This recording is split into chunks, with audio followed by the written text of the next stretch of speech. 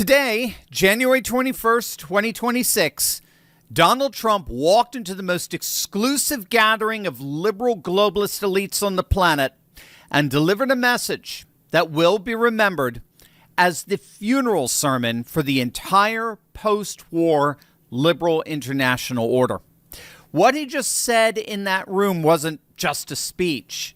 It was a declaration of unconditional surrender for 55 years of globalist financial dictatorship. And the world's most powerful people were forced to sit there and listen as Trump systematically dismantled everything they've built. Stick with me to the very end of this video because we're breaking down exactly what happened at Davos, why it matters for your freedom and your family's future, and what comes next now that the WEF's reign is officially over. Hey gang, it's me, Dr. Steve, your Patriot Professor, celebrating yet another day in the Trumpian Golden Age. That is officially, as of yesterday, 1 year old, a single year that has literally changed the entire world, and you are the ones that made that possible because of what you did back on November of 2024. So if you want a front row seat on how you continue to change the world in ways you never even imagined, make sure to smack that bell and subscribe button. President Donald J. Trump landed in the Swiss town of Davos for the annual meeting of the World Economic Forum earlier today.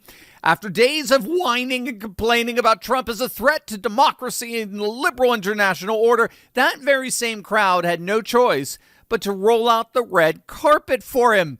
In fact, it was standing room only. When he entered into the hall to deliver his speech, the crowd gave him a standing ovation. Ironically, just before he began absolutely eviscerating them, most especially the Europeans. To raise living standards for our citizens to levels never seen before, and perhaps how you too and the places where you come from can do much better by following what we're doing, because certain places in Europe are not even recognizable, frankly, anymore. They're not recognizable.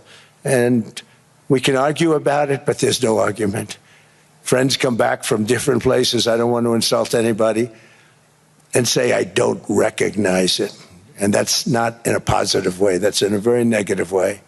And I love Europe, and I want to see Europe go good. But it's not heading in the right direction. In recent decades, it became conventional wisdom in Washington and European capitals that the only way to grow a modern Western economy was through ever-increasing government spending, unchecked mass migration, and endless foreign imports. The consensus was that so-called dirty jobs and heavy industry should be sent elsewhere, that affordable energy should be replaced by the Green New scam, and that countries could be propped up by importing new and entirely different populations from faraway lands. This was the path that sleepy Joe Biden administration and many other Western governments very foolishly followed, turning their backs on everything that makes nations rich and powerful and strong. He then had a few choice words for the ultra-liberal Canadian Prime Minister, Mark Carney. Going to be defending Canada. Canada gets a lot of freebies from us, by the way. They should be grateful also, but they're not. I watched your Prime Minister yesterday. He wasn't so grateful. But they should be grateful to us. Canada lives because of the United States. Remember that, Mark, the next time you make your statements. And he's absolutely right about that, by the way. If you compare our defense spending, say over the last decade, the United States spent approximately $8.5 trillion on military defense, as compared to Canada's pathetic, paltry $180 billion. That's over the last 10 years. That's a 40-to-1 spending discrepancy. 40-to-1. The U.S. consistently allocated 3 to 4% of GDP to defense and accounted for nearly 40% of global military expenditures in 2024, while Canada spent barely 1% of its GDP, ranking 27th among NATO members despite having the 6th largest economy. They exist because of us, and yet Mark Carney and his liberal ilk have the gall to think they can spend all day criticizing us. But that was nothing compared to the humiliation he subjected French President Emmanuel Macron to. Prove it, I said, I guarantee you. But I actually started with Emmanuel, who probably is in the room too. And I like him. I actually like him. Hard to believe, isn't it? And I said, Emmanuel, you're going to have to lift the price of that pill to $20, maybe $30. Think of that. That means it's a doubling of prescription drugs. Might be a tripling, might be a quadrupling. It's not easy. No, Donald, I will not do that. I said, yes, you will, 100%. He said, no. You're asking me to double. I said, Emmanuel, you've been taking advantage of the United States for 30 years with prescription drugs. You really should do it, and you will do it. I have no doubt. In fact, I am 100% sure you're going to. No, I will not do it. I said, Emmanuel, you're going to be doubling or tripling? No. I said, here's the story, Emmanuel. The answer is you're going to do it. You're going to do it fast. And if you don't, I'm putting a 25% tariff on everything that you sell into the United States and a 100% tariff on your wines and champagnes. And that's about 10 times more than what I'm requesting. And you're going to do it. I don't want to go public with it, but you may make me do that. No, Donald, I will do it. I will do it. Yeah, that was humiliating. And Macron was in the room. Now, if you don't know, he had gotten up earlier yesterday before that very same audience and excoriated the United States for tariffing European countries and demanding to take possession of Greenland. And he said France is standing up to him, and Trump just completely embarrassed him. With him in the audience, by reminding him who really has the power here. And that when those two are together in the same room, it's Macron that always bends the knee. Demonstrably so, by the way. And then, speaking of Greenland, Trump turned his ire towards the whining liberals in Denmark. In 2019, Denmark said that they would spend over $200 million to strengthen Greenland's defenses. But as you know, they spent less than 1% of that amount. 1%. There's no sign of Denmark there. And I say that with great respect for Denmark, whose people I love, whose leaders are very good. It's the United States alone that can protect this giant mass of land, this giant piece of ice, develop it and improve it and make it so that it's good for Europe and safe for Europe and good for us. And that's the reason I'm seeking immediate negotiations to once again discuss the acquisition of Greenland by the United States, just as we have acquired many other territories throughout our history, as many of the European nations have. They've acquired. There's nothing wrong with it. Many of them, some went in reverse, actually, if you look. Some had great, vast wealth, great, vast land. And that's what's so key here. We wouldn't even be having this discussion of acquiring Greenland. Well, it's not much of a discussion. We're taking Greenland. I think that's rather clear. But we wouldn't be having this situation in the first place if Denmark in particular and Europe in general weren't so patently pathetic and pampered by their ridiculous open border welfare states that appear to have lost any conception of national security. You'll note here that Trump's observation earlier that Europe is a dying civilization with neighborhoods that are no longer recognizable, that's an inextricable part of his demand for Greenland. Denmark can no longer be relied upon to secure that vital region in this new geopolitical order that's rising. And so, quite frankly, Trump is pushing them out of the way. And all they're doing is whining and complaining about it and making empty threats that literally mean nothing. But it's what he said next that shocked everyone in that room.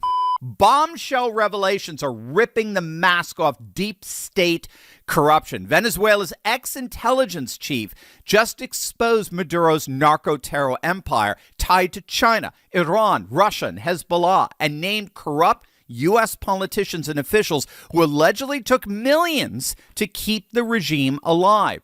Those same dishonest forces are also sabotaging our financial system right here at home, draining your retirement savings to fund their globalist agenda. President Trump is leading the fight back, building a strategic Bitcoin reserve and opening retirement accounts to crypto. Follow his lead. Move your wealth into crypto assets like Block Trust IRA. Their Animus AI platform has outperformed Bitcoin by 250% since 2020, providing essential wealth defense against the deep state's thieving tentacles. Go to turleytalkscrypto.com right now and get a free $2,500 funding bonus when you open your account. That's turleytalkscrypto.com to secure your family's future today.